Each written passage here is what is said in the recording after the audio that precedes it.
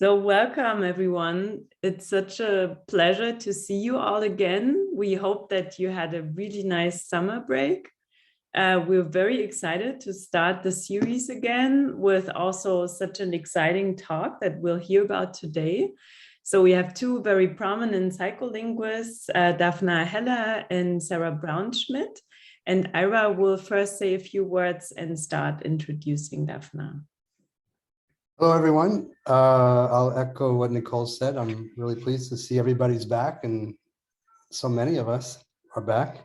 So I'm also glad I had the, what's nice about doing this is that you get a chance to see people's CVs. So when you introduce them, you got to take a closer look. So there were things I knew about Daphna that I know more about now. And like, I hadn't connect. I mean, I knew that you were Tel Aviv, but I didn't realize that you worked with Fred and Susan, the late Susan Rothstein, and I knew that you were in Rochester, but I didn't realize you were there for that many years, and that you had done a postdoc also in Toronto before you started working there. But anyway, we're really pleased to have you here with us, and we look forward to hearing your talk. So I'll pass the baton back to you, Nicole. Yeah, so it's my pleasure to introduce Sarah, who's a professor at Vanderbilt University. Sarah is one of those few amazing people who's actually studied interactive conversation very early on. And she's developed these really ingenious experimental paradigms that combine eye tracking with unscripted conversation. So that's really remarkable, I think. And so she studied like many different aspects of even multi-party conversation, so language processing, but also memory. And what we'll hear about today is the topic of perspective taking and common ground. And we're very excited to hear this fresh perspective of yours on this topic. So the floor is yours. Thank you. We'll take a moment for Sarah to share the slides and for me to figure out my many windows.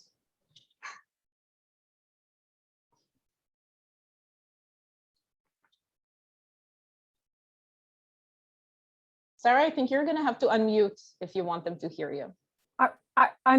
You go first, Daphna. I know. I'm aware. Yeah, I know. Okay. So it's a real pleasure to be here. And I don't know about Sarah, but I apologize for not having any wine, given that it's 2 p.m. right now. And my next event is picking up my 6-year-old. Maybe wine was not the right thing to do. So I'm Daphna Heller. And I'm Sarah Brown-Schmidt. And we're going to talk about from we to you and me, the multiple perspective theory of mental states in communication.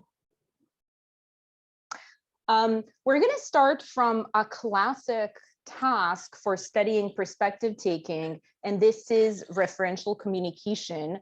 And that task has been around for a long time, and we all know it from the pioneering work of Herb Clark that I see right next to Sarah here.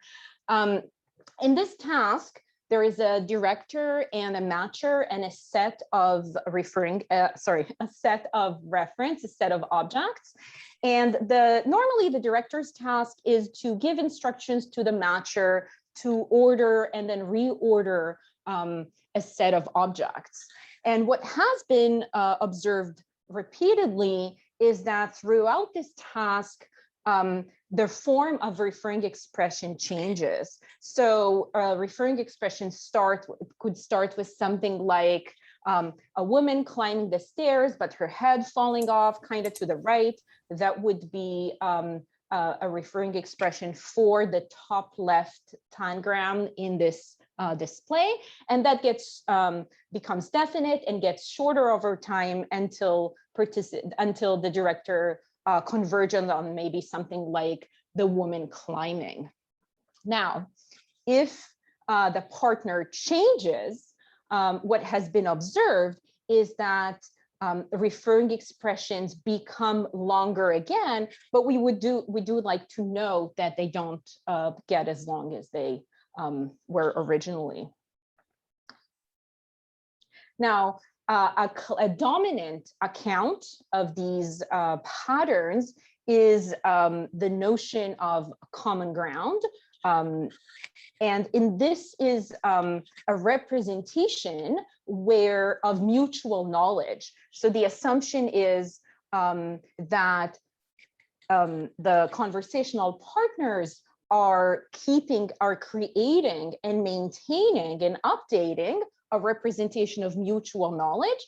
And when an object is re-referred, they retrieve entity label mapping from the common ground with a particular partner.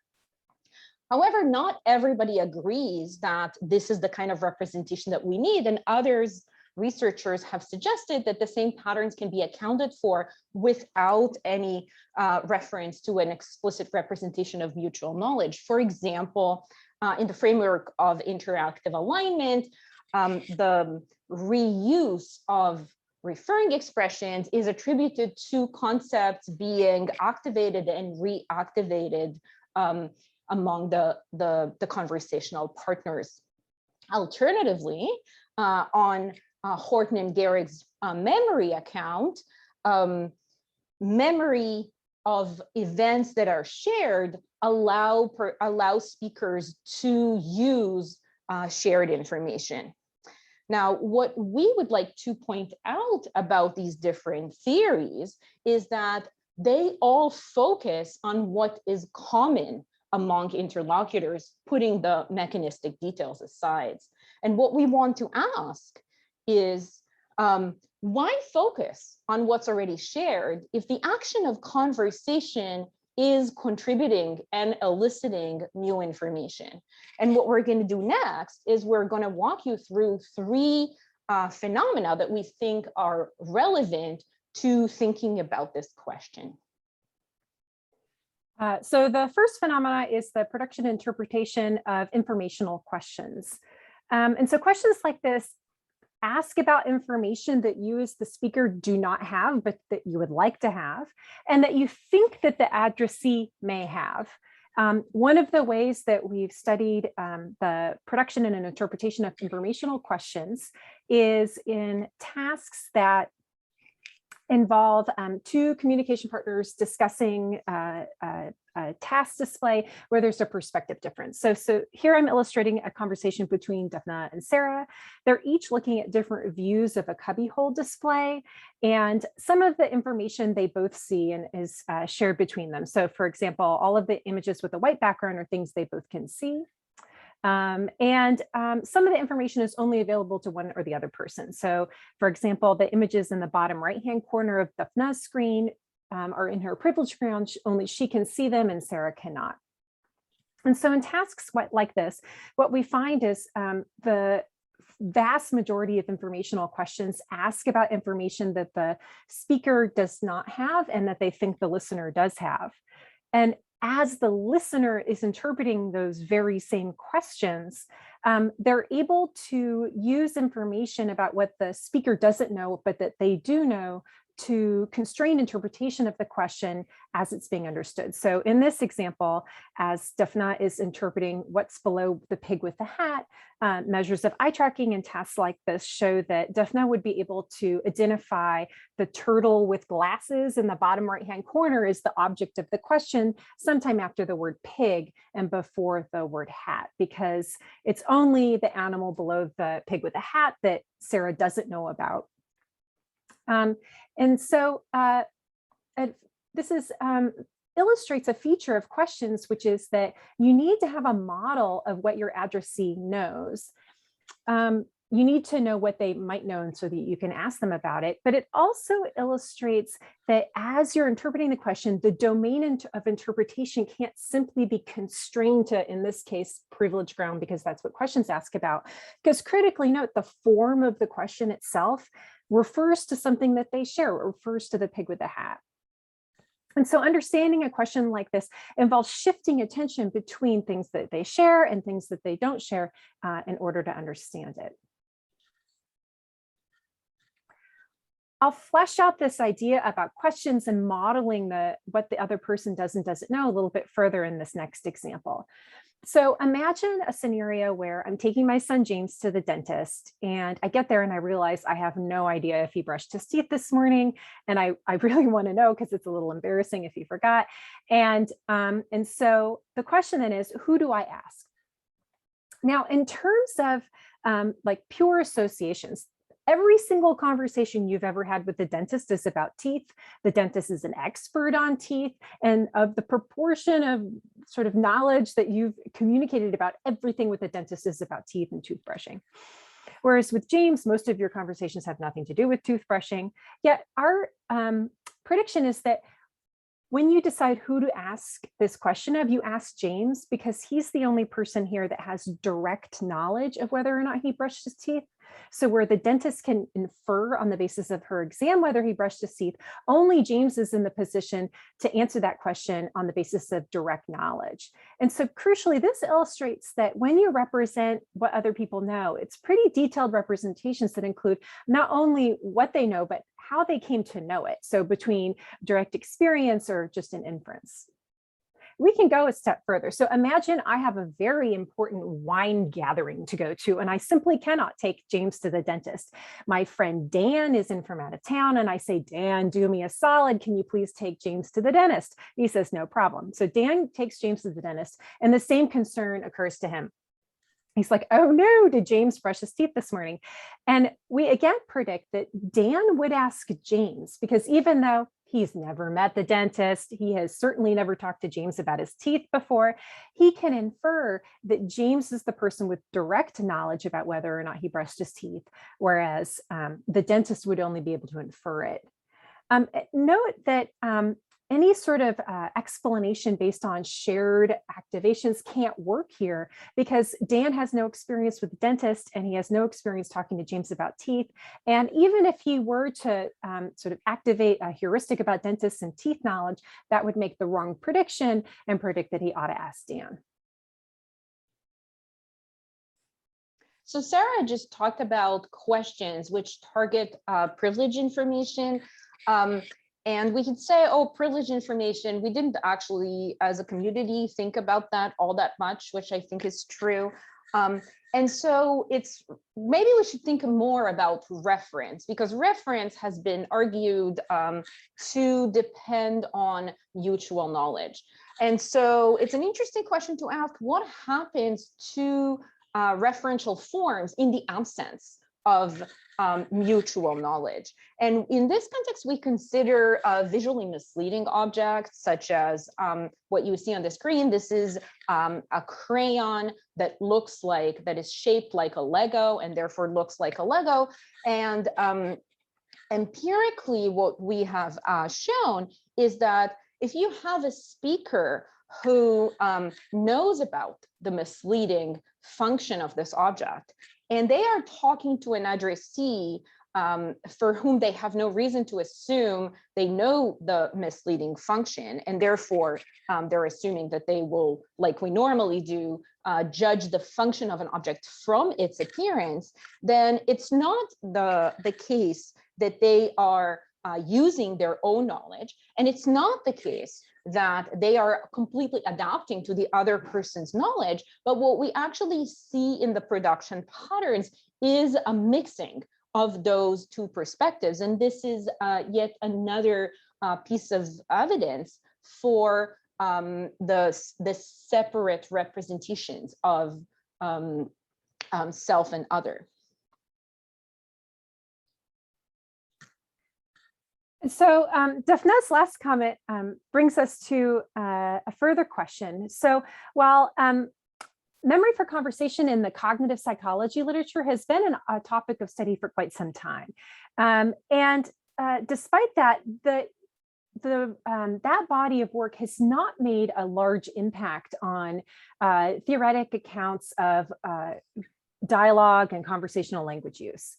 And there's three findings that I'll highlight that I think are important for people who study conversation to think about in terms of how it impacts theories of conversational language. The first is that And so this body of work, generally speaking, what it does is it brings people together to have an unscripted conversation for a period of time. And then they have breaks of like minutes to days and bring them back and say, great, thanks so much. Write down everything that was said in that conversation. And using a method like that, what you can do is calculate how much of the original conversation can be recalled at a brief delay. And several findings consistently emerge out of that literature. One is that after short delays of minutes to days, people can recall anywhere from 5 to 40% of the original ideas expressed in that initial conversation. So recall is incomplete. There's also, importantly, an egocentric bias in what's recalled, such that of what a person recalls, the majority of it is what they said themselves in that conversation, as opposed to what somebody else said to them. So, and reframing that, you can think of people are remembering what they already knew going into the conversation. They're not remembering so much the new information that they received. And the last point is a new data point for some recent data I collected, where what we did is calculated, so you have two people converse, and then you ask them to independently recall that conversation and calculate the similarity metrics for those recalls. And we find that after a week, people are able to recall only 4% of the original conversation the same. So only 4% of what was originally said is in both people's memory of that conversation. And so what Daphna and I would like to posit is, well, what are the implications of these asymmetric and quite limited memories for theories of language use? To illustrate this, consider that if Daphna and I have a conversation, above, I'm representing our own representations of that conversation. Those representations are going to be distinct based on these basic memory phenomena. But moreover, if we think about of the original conversation, how much do we both remember? That's a very small piece of the pie. And so what then are the implications of this for theories of conversation? This brings us to a proposal. It's the multiple perspectives theory. Mental states and human communication. And we argue, we're going to discuss three components of this model today. One is a representation of self. Another is a representation of the other person that you're talking to. And then the third is a process, a comparison process by which these representations are compared and contrasted. So in my representation of myself, I know, for example, that I live in Toronto. I know a bunch of information about the Toronto restaurant scene. I know a bunch of information about hockey practice times. And I also know what I don't know, and that's kind of important in this context. So for example, I know that there is a place called Nashville, but I don't really know anything about it or about the restaurant scene there.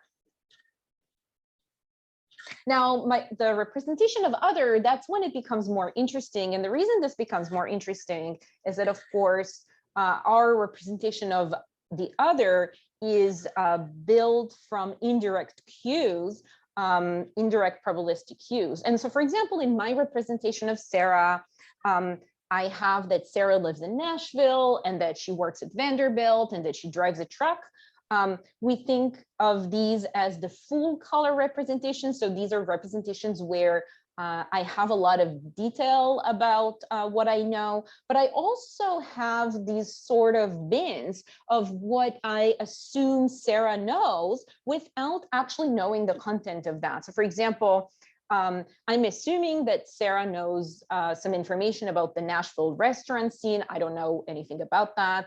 I also assume that Sarah knows the soccer practice times, and I don't know what they are. We would like to call these the outline or placeholder representations, because these are the representations of kind of placeholders, if you will, that allow us to ask the other person questions. And I just want to point out that this full color versus outline representation, this is not a categorical. This is not meant to be a categorical distinction. This is a continuum because you can always have more detail. Another thing I'll point out is some of these representations, because they're inferred based on probabilistic cues, they're going to be wrong. So Daphna would be wrong that I know about all the soccer practice times, because luckily I do not have to take the kids to soccer. And she also lacks a whole lot of relevant representations. Like Daphna probably cannot remember the name of the town I grew up in, and a number of other kinds of things like that. So this brings us to the third part of the theory, this comparison process. And so we posit that at conversational turns, the conversational partners, each person compares their representation of what they know with the representation of the other person. And this is going to result in representations of similarities of perspective and differences in perspective. And the representational output of this comparison process is then used to update your own representations of self and other. Importantly, this is done separately by each person, because we have two independent people doing this comparison process independently. Okay, so here's an example that shows how this comparison process allows us to develop those representations. So let's assume, as depicted in the top right hand of the slide, that Sarah and I are at a party and that Sarah is holding a martini glass, and that glass is almost empty. And as somebody pointed out earlier, we know each other pretty well. And so when I see Sarah's glass is almost empty, I can assume that she is going to want another drink. And so at that point, I could ask her the question. I could just ask her another martini. Now, once I ask this question, Sarah is able to infer that I'm assuming that she's drinking a martini, and that, as it turns out, conflicts with Sarah's own assumptions about what is going on, and that is that she's drinking a mocktail, namely a non-alcoholic drink. And so this triggers this comparison process triggers the realization that I do not know that she's pregnant. Now, the reason this is important here is that Sarah may not have had any representation of whether or not I am aware of this piece of information before this interaction. And so this illustrates how the representation of other is being built on the fly.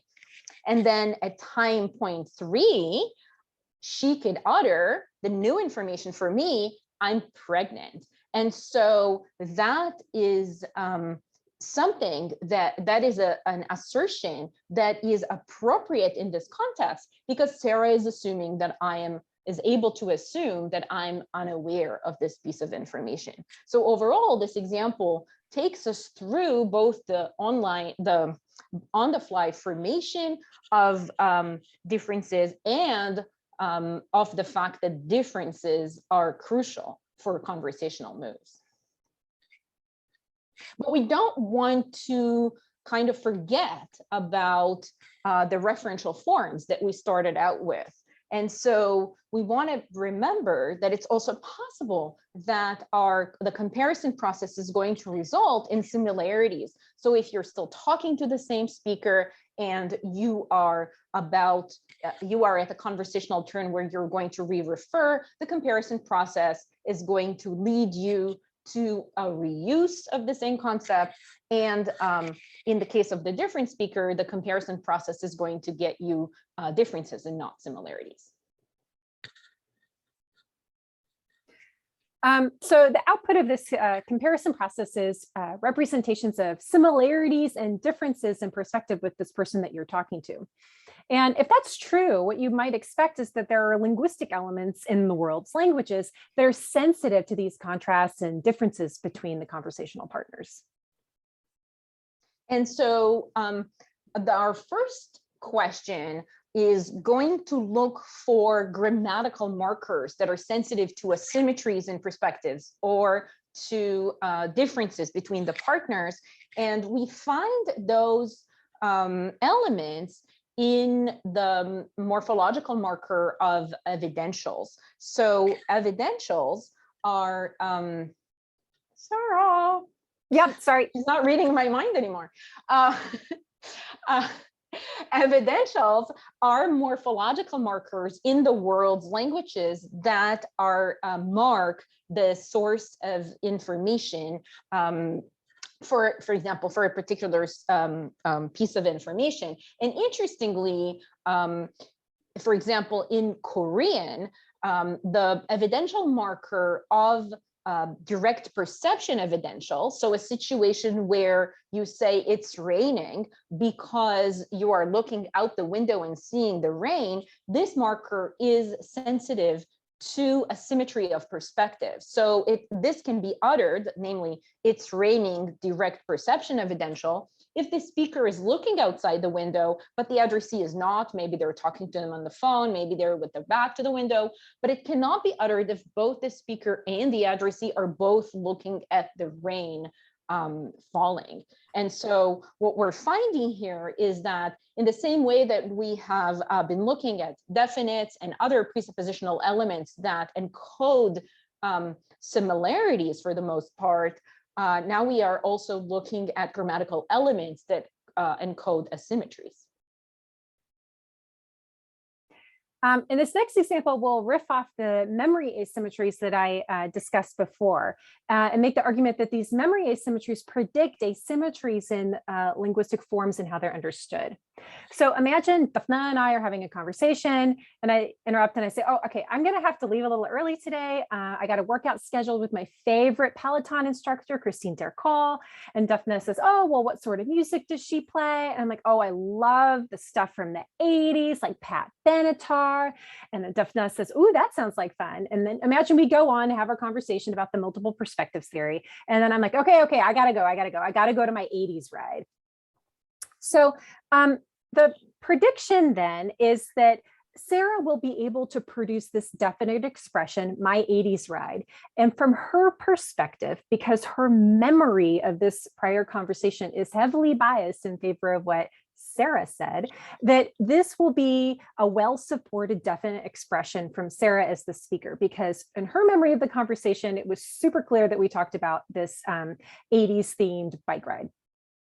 But from Daphna's representation of the discourse, her representation of the discourse is more favored in terms of what Daphna said. And so she may have completely forgotten about the fact that Sarah mentioned this 80s bike ride.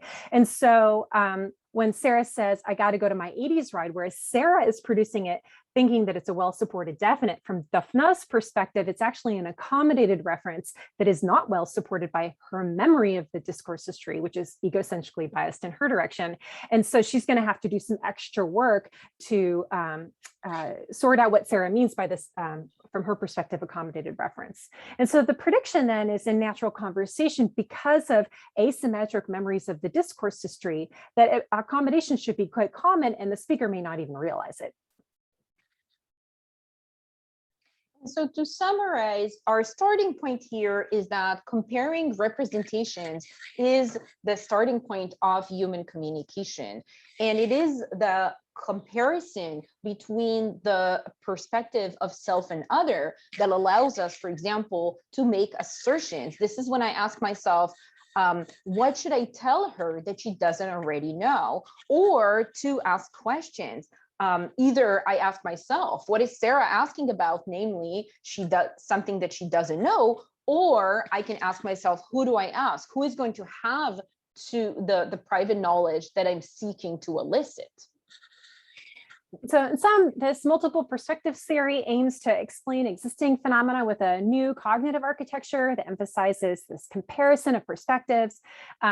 It generates novel predictions that we hope to test out soon, and it shifts the empirical focus of research to new kinds of research questions.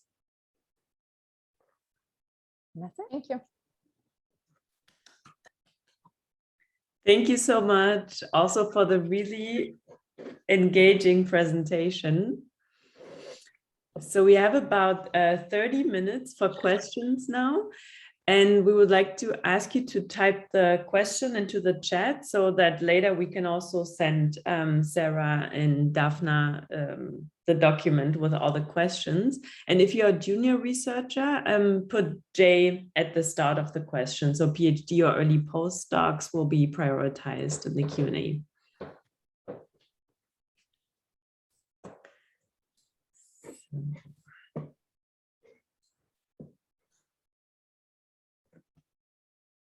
I would make an exception for Herb if he has a question right now.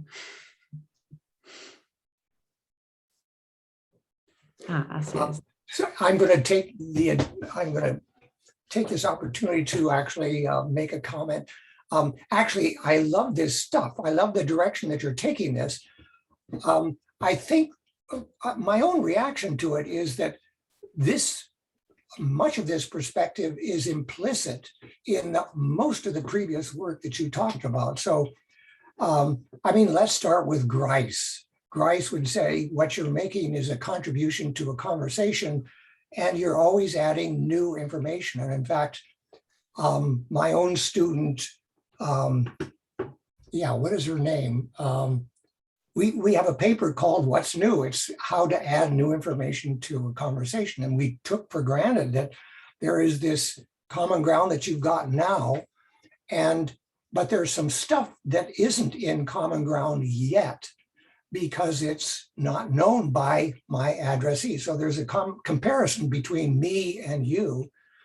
And that is what I, in fact, will put as new information in my my current utterance. And there's a whole set of research that we did, I hate to say it, it was 40 years ago now, on given a new information that was precisely on this issue. That is, what is it that I know that you don't yet know, and how am I going to tell you about it?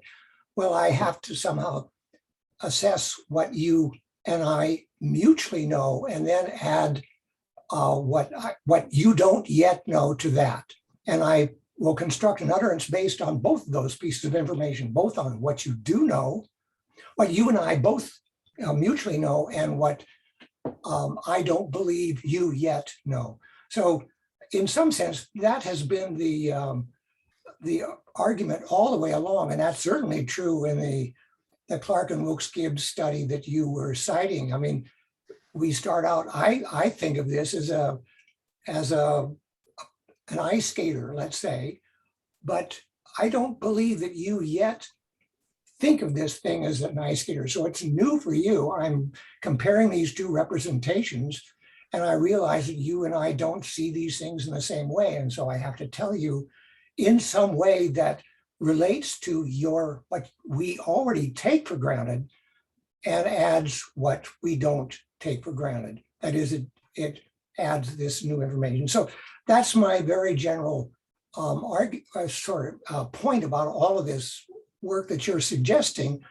Now, what you can do, I think, that would really properly add here, or add to what is already known is not that assumption. That assumption has been there for a long time, but it's exactly what kind of representation do I have, do I believe you have right now that would be, how could I make it, how can I add, what can I say that will add the information that you do not have yet most efficiently and with the least effort, and all sorts of other things that you might think of that will add to this common ground. So the chat is going wild. That's the point that I would like to leave you with.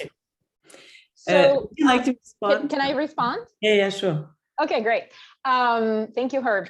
So, I mean, of course, we know that the fact that contributing new information in conversation, I mean, that goes back to the philosophers of language in the late 60s, and specifically most prominently Stalnaker. But I think the way I see the difference between I would have said Stalnaker, but then go ahead.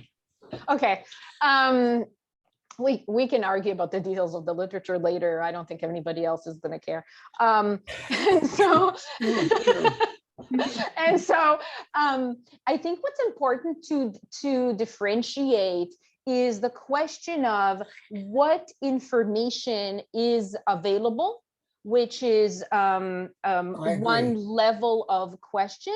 And the second question is the algorithmic question of what representations do people have and maintain, and what are the processes that underlie language use. And I think that in that sense, the proposal that we're making is distinct from earlier proposals because we do not have a distinct, an explicit representation of that is dedicated to mutual knowledge. Instead, we're saying you can work with you need to work with the representation of self and the representation of other, and the way that you are going to proceed in conversation is through a cognitive process of comparison.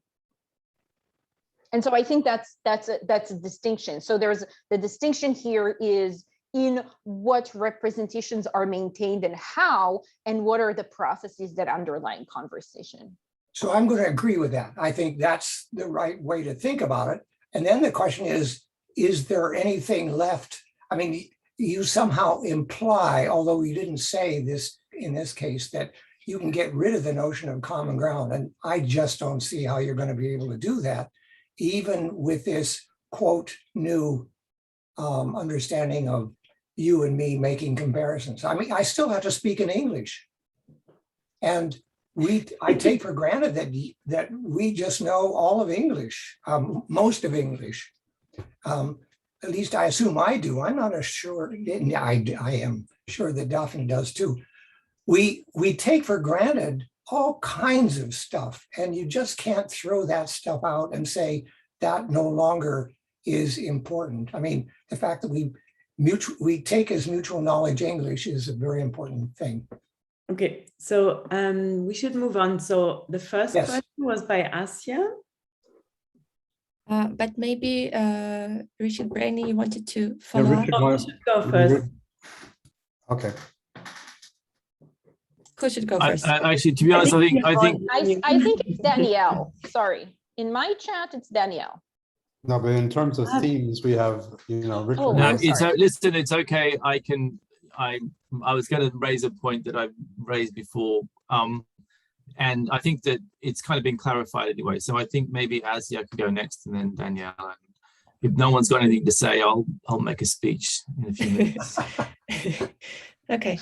I have a question about the poor memory, poor recall of what has been said in the conversation that the new studies that you cited. And you said that after a week, about 4% is retained, and even immediately after the conversation, it's still under 50%. And my question is about whether you think that the type of the elicitation measure that you have is quite conservative, that it gives you kind of a lower bound, because you're asking people to do a narrative, which is a task of its own. So that if you were to ask them true, false questions about what they heard, maybe they would be able to recall more. Would you expect them to recall more, or you think that it still will be such a low number? I think that conceptualizing memory in the absence of a behavioral task with which you're trying to use that memory is probably a poor starting point for memory research. So, memory is a function that's used to afford behaviors in everyday life. The data that I was describing are recall data. So that's a type of memory procedure where you ask a person to, with a pretty simple cue here, just recall the conversation, write down or say or type or whatever the method is, everything that was said. And so studies of memory typically show that the quantity of information that can be recalled after a brief delay is lower than in a procedure more similar to what you describe. It's recognition memory procedure, where you provide people with a series of things that were and were not said, and your task is identifying which ones were and weren't said. And those procedures are tapping different kinds of ways we use memory and tapping different types of memory in a way. So the recognition procedure, you'll be able to correctly recognize more items than you would be able to recall. However, you're also going to falsely recognize a certain number of items as well. And so the quantity of information that can be correctly recognized cannot directly be compared to the quantity of information that you can recall, because there are different kinds of measures. And so I think the best way of thinking about it is in terms of functional language use. If we're talking about like, hey, I want to pick up on a conversation and like tell Daphna something like, hey, got to go to my 80s ride, which type of memory am I going to be drawing on, or what kind of memory task am I going to be using at that point in time? And in that example, it would be more akin to a recall task. But you're absolutely right. If you simply wanted to know, can people recognize images later than sentences later, then they will be able to recognize more in a recognition procedure. Thank you. So Danielle Matthews, would you like to ask your question? Hi, yeah, thank you for a really interesting talk. I had a typo in my question, actually. It should have been ultracentric rather than allocentric, but I was thinking in some ways it chimes a little bit with what some of the research coming out in developmental psych at the moment that's suggesting that infants are not egocentric, but rather they're ultracentric. So they kind of constantly put themselves in the shoes of the other.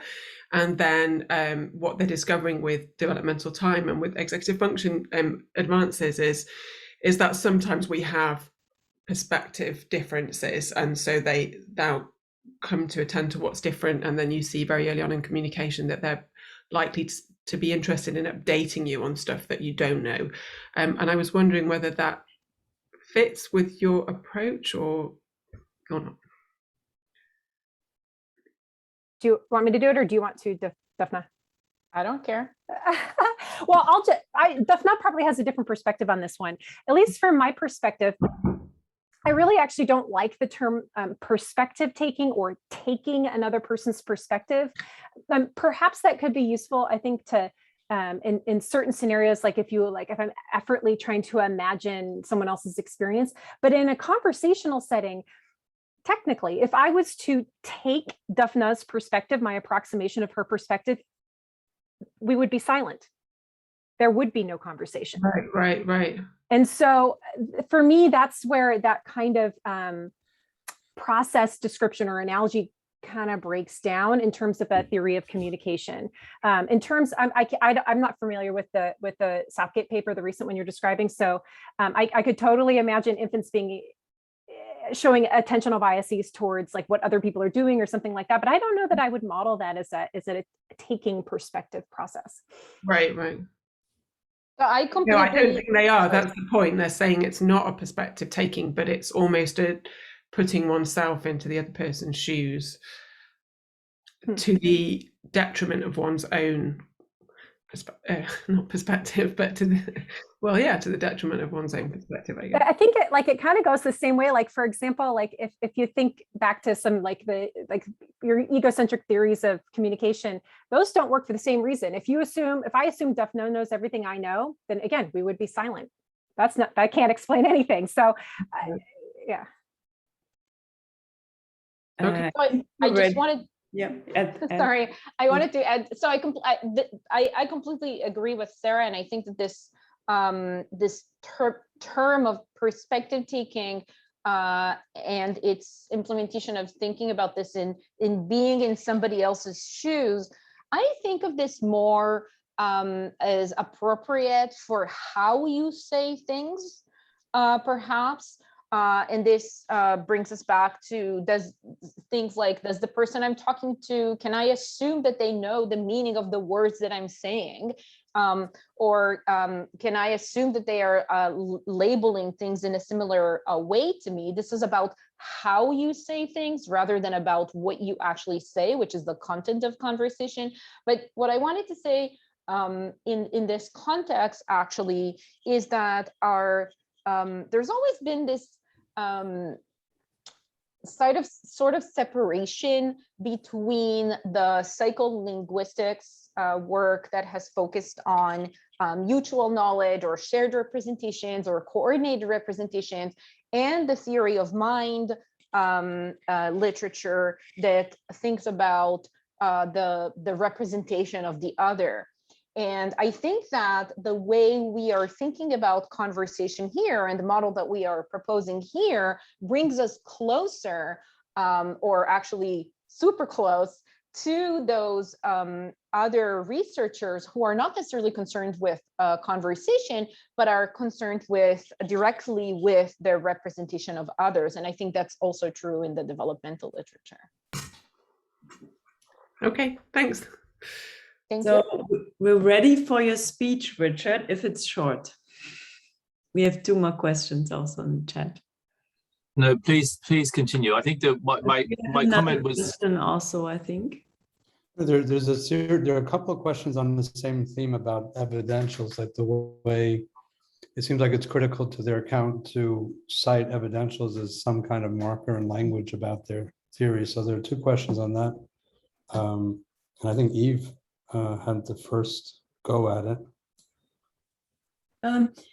Well, I think that evidentials may be a rather complicated case, because what they typically are doing is saying, for the new information I'm giving you, I am the direct source because I observed it myself. Or the information that's new that I'm giving you comes from another source, and I am therefore putting a little caveat on it because I can't vouch for it directly myself, but I heard it from someone else, or it was conveyed in some other way to me, and I'm now passing this on to you. But it turns out that different languages have quite a lot of differences in what exact distinctions they make in the evidential system. There was a very nice conference about 10 years ago in Utrecht on evidentials, and I'd be happy. I have most of the papers from that. So Daphna and Sarah, if you want those, let me know and I will send them to you. There's another remark. She grew that, yes, right? Yes. Oh, no, I was just agreeing with Eve. So Eve said everything. So I just want to respond to that. So this may have not come across in enough detail, but the case of Korean evidentials is relevant here, not as an example of all evidentials across all languages, but as an example of morphological, grammatical markers that encode asymmetry in perspective. So if you argue that that asymmetry is perspective, lives alongside symmetry in perspective due to the comparison process. So in the same way that we have, say, a definite that marks presupposition, namely something that the conversational partners share, then we also make the prediction that there are going to be these morphological markers in languages that are sensitive, that are only appropriate in a case of asymmetry. And it's not true of all evidentials in all languages that they require asymmetry. And I didn't say that, but I didn't want anybody to infer that either. But specifically in Korean, if both people are looking outside the window, you can say it's raining with the simple form, because Korean does not require evidentials. They are optional. And so that is the speaker contributing new information to the conversation in a way that does not depend on the addressee not knowing this. Whereas if you are actually marking the source of information as direct perception, that does change the felicity condition of that sentence to asymmetric knowledge. And so here we are finding a grammatical marker of asymmetry as predicted by our comparison process. Right. Well, then you might want to also think more in more detail about how you use definite and indefinite articles in those languages that have a definite indefinite marking, because there again you've got a morphological marker for the distinction. But you also have it. But it actually, I think, pervades language much more, because you can say, I want to present a particular perspective on that object over there. And because that dog has been barking at 3 o'clock in the morning, I'm going to call it that local pest, as opposed to the Labrador or the dog. And so there, what you're doing is saying, I want to present a very specific perspective to the person I'm talking to, which conveys, in a sense, my attitude about being woken up at 3 a.m., as well as other things. And so you can say the lexicon can do this, definiteness can do this. And the question is, what other systems in the language would also contribute here? Yes, because I think there are actually a whole lot of them that mark perspective in differing ways. Right. Yeah, thank you. Yeah.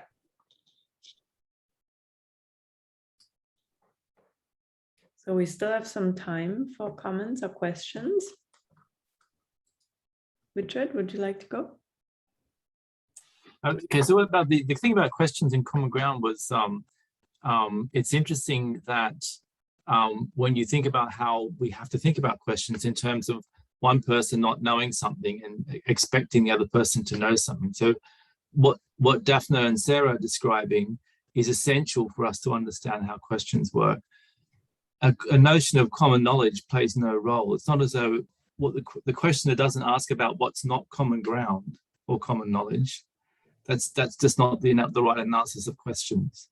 So I mean, I think they're right to focus on this kind of aspect of language use because it's not something that requires common knowledge, but it does require what they're proposing. But I wanted to go back to the memory stuff that Sarah was talking about, and a couple of observations. One, and they're sort of on the same thing. I think it's interesting that we're now looking at evidentials as an important kind of piece of data to support your thing. But evidentials, and languages naturally have them, and it tells you that people naturally code information as being like from a conversational source or not.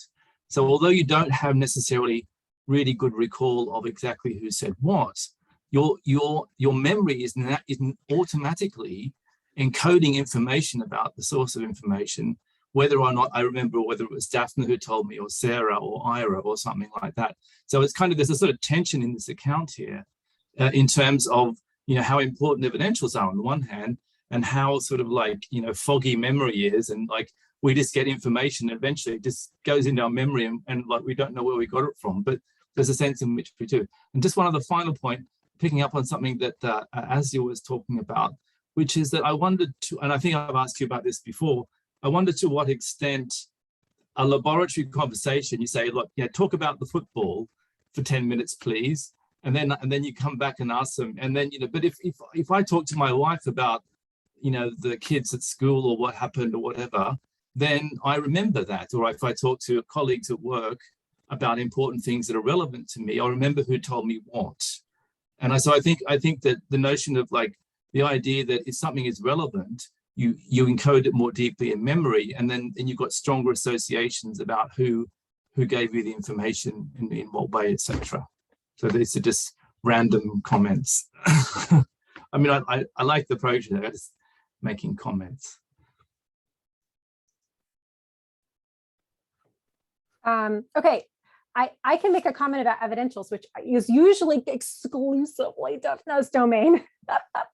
But so sort of putting evidentials together with the memory phenomena, I think isn't a problem. It's a super awesome opportunity, Richard. So it is true. Like, so when you remember a thing, we think about memory is item memory, and items are remembered in context, and those have to be bound. So if someone told me they're getting married, I have to bind that knowledge to who it was and what time I heard it and where we were when we heard it, and that sort of a binding and making that into an event. And so if I learn something and I'm going to relay it to Daphna, and it was something I heard secondhand, I have to remember that it was secondhand and not firsthand, and I maybe need to remember who told it to me.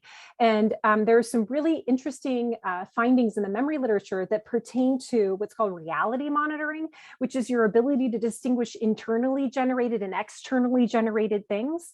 And one of the findings is that people tend to over self-attribute information or events if it's predictable. And so what I would, so if you observe somebody doing a really predictable action, and then you did some other actions later, people misremember that it was they themselves that did the predictable action if it was in fact somebody else, they observed somebody else do it because they could imagine themselves doing it. And so I think the prediction would then be, if you hear like from another person some new piece of information, but it was super predictable, that there should be telltale errors in use of evidential markers such that in the future when you're retelling this, you'll accidentally retell it as if you heard it yourself because it was so predictable.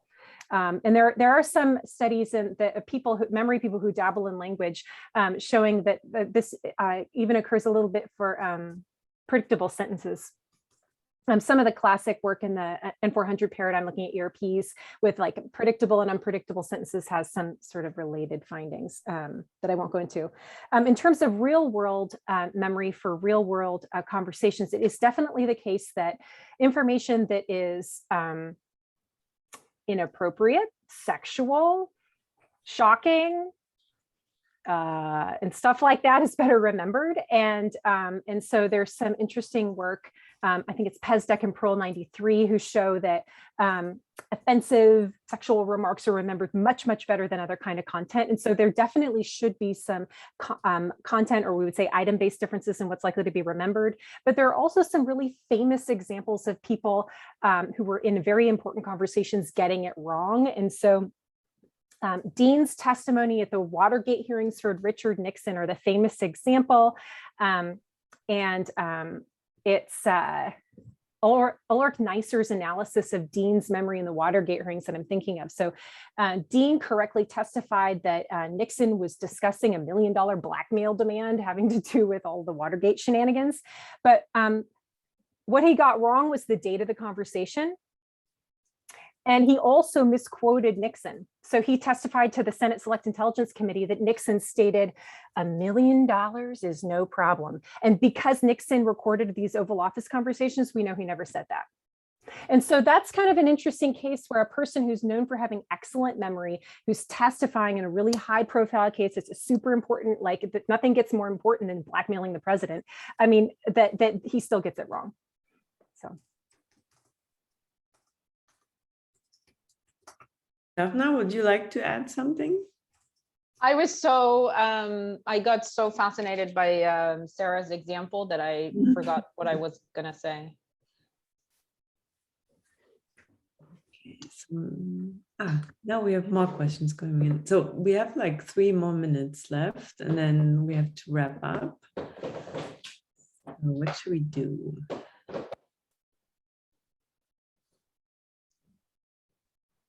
Herb, can you make this as a comment or a question? Yeah, this is something I think maybe Sarah and Daphna already know, but there's work by John Heritage about ordinary everyday conversations in which he shows with great that people are really skillful at interrogating each other about who knows more about which topics. It isn't just if I believe that Eve knows something, I'll just ask her. But that isn't the way things work. You are very carefully trying to determine who knows which facts and who knows what better. And there will be these very big debates about who knows more about X. So if 2 people saw the same event, well, I saw it better than you did, and they will have this real conversation about it. So whatever it is that you're using as the basis for your evidentials is very subtle and is negotiated actually between characters in the conversation, according to Heritage.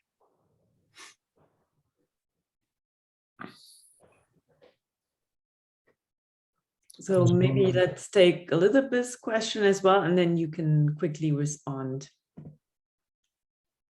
Hi, this is just a short question. It was really interesting. I enjoyed it. I was just wondering I'm just trying to get my head around, making sure I understand how the system works. And so in the Martini example, in the case where you have other pieces of information or propositions that support a final inference, like that Daphna doesn't know that Sarah's pregnant, where you also have to have some kind of, whatever you want to call that, something like women sometimes don't drink alcohol when pregnant. Where in your system would that kind of thing go? Is it something that you think the other person, is it in your perspective, or the other person's perspective, would it be more full color, if I'm getting the terminology right, or what was the other one? But, peripheral, let's say.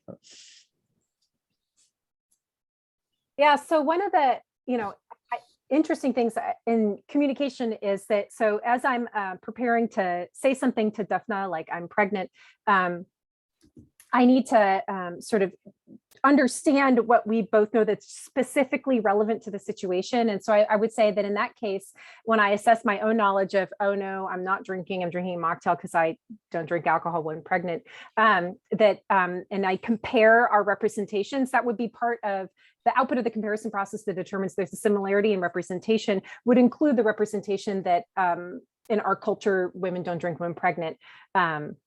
If I can say our culture for me and Daphna, but that was a good one. And so that, I think that's where that would come in. It would be based on activating representations in long-term memory. The calculation that there's a similarity there is obviously going to be wrong in some cases, because that's not true for some people.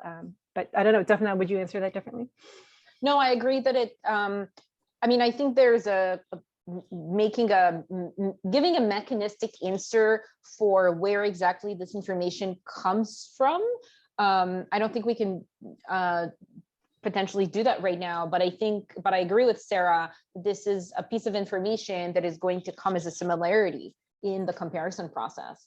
And so maybe I don't know if you intend at this point, but I think that is potentially demonstrating that you get both similarities and differences at the same time. Okay, so thank you very much again, our speakers, for the great talk. Thank you everyone for the lively discussions. So a clap. I don't like the icon, I have to say. I like auditory feedback. And so in general, I wanted to say, in principle, I would love to have you here in an auditorium like this, but we're still very excited about this series. And as you can see, the participation is really high, and it's a rare opportunity to have so many people from around the world together. So we still want to continue the series, but we'll make sure in the future that we don't overlap with other series. So for example, in November, there's the 20 years XPrag celebration. And in that month, we won't have the wine event. We're trying to reschedule Heather Burnett's and Celine Pozniak's talk, so that will happen in the future. And the next series in October, we'll announce it, and it's a surprise, the speaker. So we wish you a nice day or evening, and we hope to see you again very soon. So goodbye.